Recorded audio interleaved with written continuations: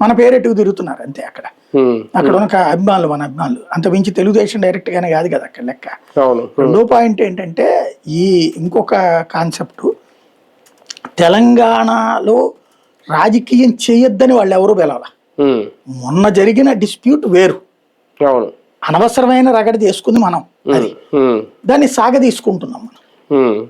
అంటే ఈయన ఒకటి గ్రహించారు, నేను మీకు ఇది చేస్తానంటే అక్కడ యాక్సెప్ట్ చేయట్లేదు, ఒక ఎమోషన్ని క్రియేట్ చేద్దాం, ఎమోషనల్ భావోద్వేగం అయితే క్యాచ్ అవుతుంది అని లెక్కేసుకుంటున్నారు.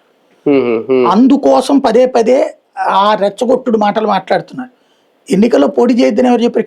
కేసీఆర్ ఏమన్నాడు? కేటీఆర్ బాజాబ్తా చేయండి, మీరు 23లో చేశారు కదా, 18లో తెలుగుదేశం చేయలేదు, మేము ఏమన్నా ఆపామా? సెక్రటేరియట్ లో మీరు అడుగు పెడతానంటే మేము వద్దంటున్నాము, ఎందుకంటే ఎన్నో దశాబ్దాలు పోరాడాల్సి వచ్చింది మాకు. ఇప్పుడు కాంగ్రెస్ పార్టీనో తెలుగుదేశమో తెలంగాణ వాడికి సీఎం పదవి ఇచ్చి ఉంటే ఈ గొడవ వచ్చి ఉండేది కాదు.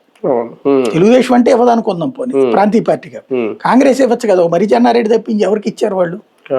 సీఎం పదవి కనుక తెలంగాణకు కూడా ఇచ్చి ఉంటే అసలు ఈ ఉద్యమాలు కూడా వచ్చి ఉండేది కాదు కదా. కానీ ఇవ్వకపోబట్టినే కదా, ఒక మరి చెన్నారెడ్డి తప్పించి ఎవరికి ఇవ్వకపోతారు వీళ్ళు. అలాంటి కాన్సెప్ట్లు వస్తాయి ఇక్కడ. ఇప్పుడు వాళ్ళు సీఎం పదవి అయితే ఈయనకేమి ఇవ్వరు కదా. రెండోది ఇప్పుడు మొన్న దీంట్లో కూడా పోటీ చేశారు కదా.